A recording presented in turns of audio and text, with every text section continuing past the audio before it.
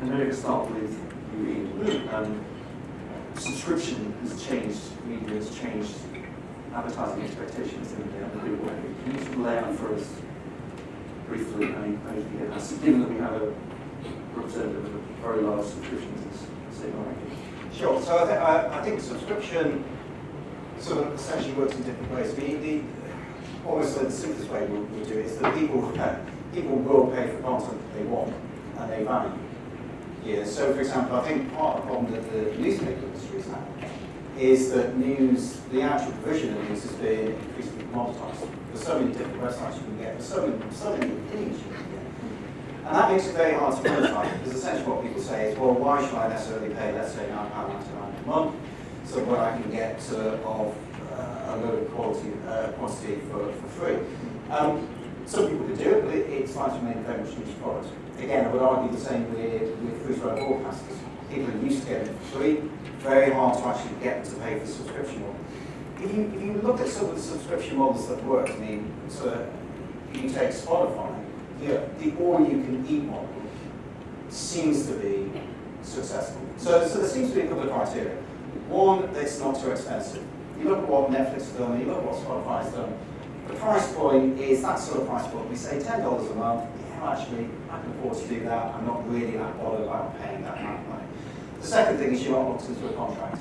Because again, the traditional pay-TV sort of bundle, the contract people don't particularly like. Yeah, and again, if people feel as though they have the ability to opt out, then again, that seems to be a positive as well. One thing I would say that would be very interesting for the subscription model moving forwards, and it hasn't yet been fully answered because we're not highly penetrated in the market. How many subscriptions can people take?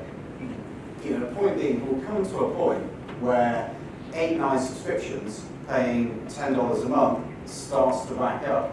And particularly, if you take the subscription models, if you look at what the stock market is valuing them in terms of revenue growth, you have to assume that essentially comes down to subscriber growth and ARPU growth.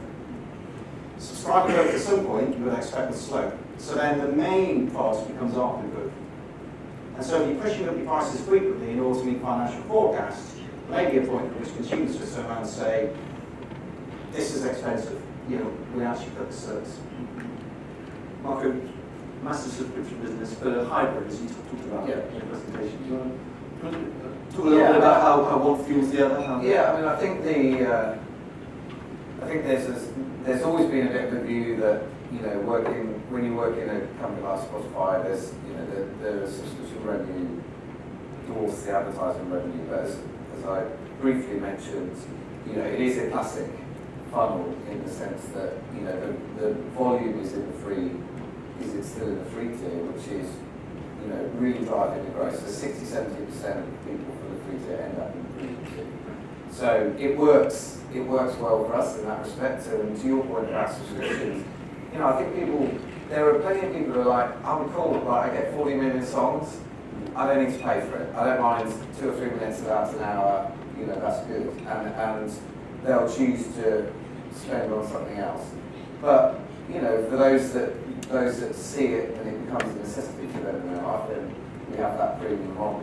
I think to the volume of subscriptions, we more so in the US, but we're starting to experiment a bit here now, is how you get smart with subscriptions and how you package them up.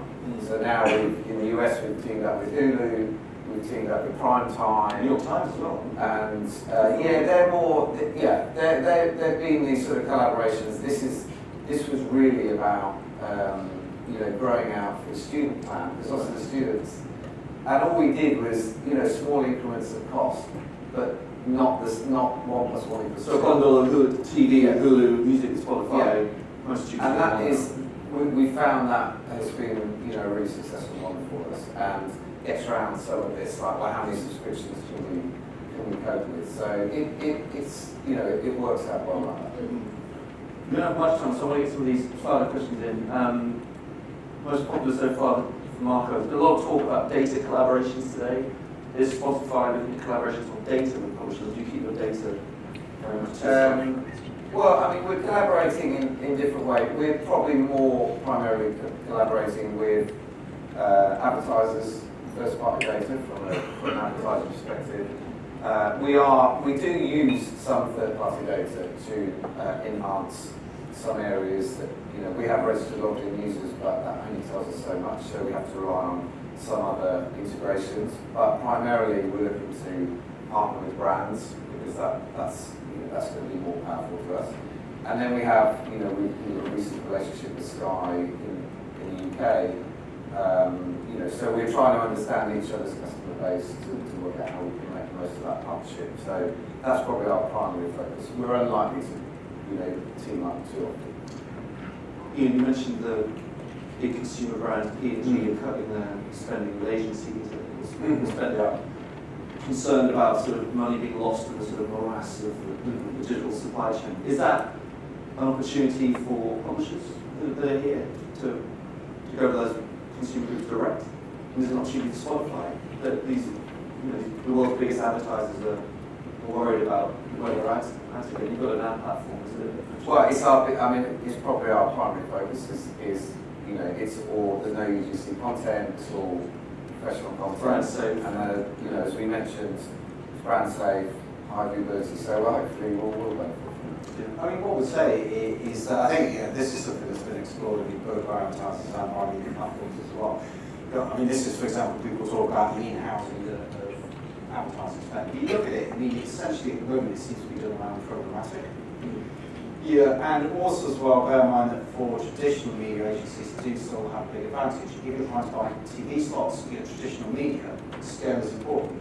And you still have to go through traditional media buyers. I think for the platforms, the newspapers, the TV companies, the outdoor companies, they would like to go more direct. And I think there's an element there that they think that they could maybe take back some of the revenue that has been lost on the agency side. I suspect also as well, part of the rationale for actually doing it is to send a warning shot to the agencies to say, well, you've been pushing digital for a lot of years. So this argument is saying that essentially part of the issue that we're seeing now in terms of advertisers moving away from digital is dissatisfaction with the agencies and what they have promoted over the past 7 years of digital. It's to actually send a message to those agencies to say, look, if you don't push us as a particular platform, we do have this option there where we can actually go direct to advertisers and bypass you. I mean, I think I was 20 years on the agency side, so it's a relatively recent now come to Spotify, and what I'm seeing more is the fact that advertisers want to take back a bit of control and they want to have more of their own contracts and so on. They're still using the agencies. They're getting a clearer picture of what their tech contracts are, their data contracts and all that. And in some respects that's the perfect balance, because we can talk to advertisers direct and build that relationship, but we can work at scale with the agencies, because ideally you don't want 500 individual client contracts. So when you're selling ads, there's no ad networks selling ads to Spotify, are there? No, it's all direct. Which is direct or both. Right, so you own the relationships, or you own those connections. Yes, but it's still, agencies still have a lot of value in terms of operating at scale and working with lots of different advertisers in one go. Yeah. But you can maintain some client direct, your biggest clients, your biggest advertisers, you can maintain some relationships there as well. Right. Only one couple of minutes left.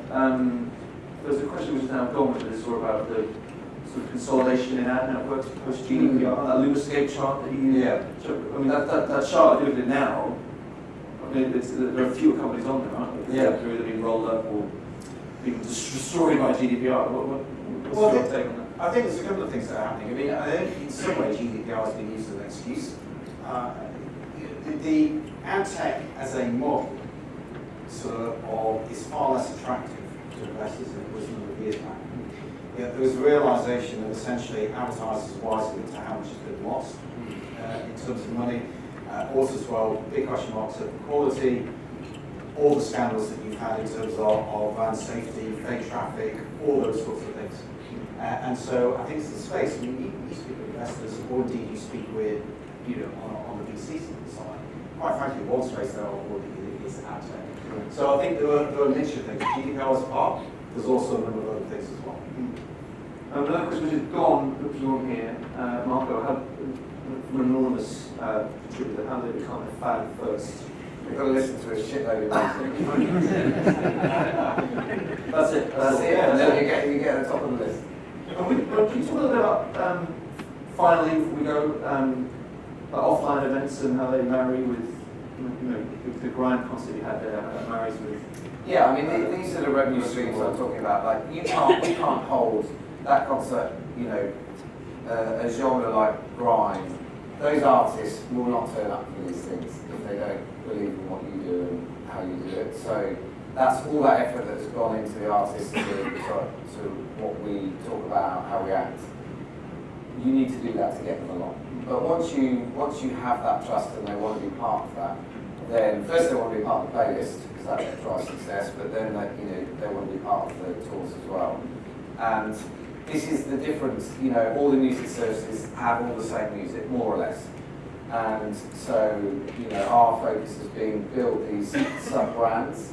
Because if you think of a playlist as a brand that then you can take on tour for concerts, you can create documentaries around it and podcasts and on it goes. Right. Those are all new revenue streams that we could only create once we have the trust of the fans and the artists. So that's why so much effort has gone into that. But then once you get to that point, then you can think about how to engage. So all of those concerts from now on will be looking for brand partners, for instance. So we'll be having main sponsors and so on that come from the commercial side, even though the concerts are laid on by effectively the premium business as well. Finally, it's gone now, but there were a lot of people who want to know the answer. Who's going to buy us? Well, I'm not going to answer that because essentially I'd end up with the person who didn't answer it. Don't answer it. But I mean, all I would say, if you take from just thinking from a general point of view, is that if you take the newspaper market, I mean, what people say about the newspaper market in the UK, and I'd actually say this about it's a wider regulatory point, is that the regulators are so far behind the curve, right? They are still thinking that regional newspaper consolidation would lead to competition concerns when it is so clear that is not the case. And this is a question that sort of touches upon sort of the likes of Facebook and Google. Quite frankly, Facebook and Google are media companies that are tech companies. And sort of it's an advantage to them to call themselves tech companies because it means they avoid regulations. Yeah. But essentially, they are media companies who rely on advertising. So, but the point being is that if the regulators had any understanding of what's happening in the market, then they need to significantly change the rules, because at the moment the rules are just so completely outdated. I mean, it's slightly back to Victorian times. Okay, great. Thank you very much for our time. Thank you.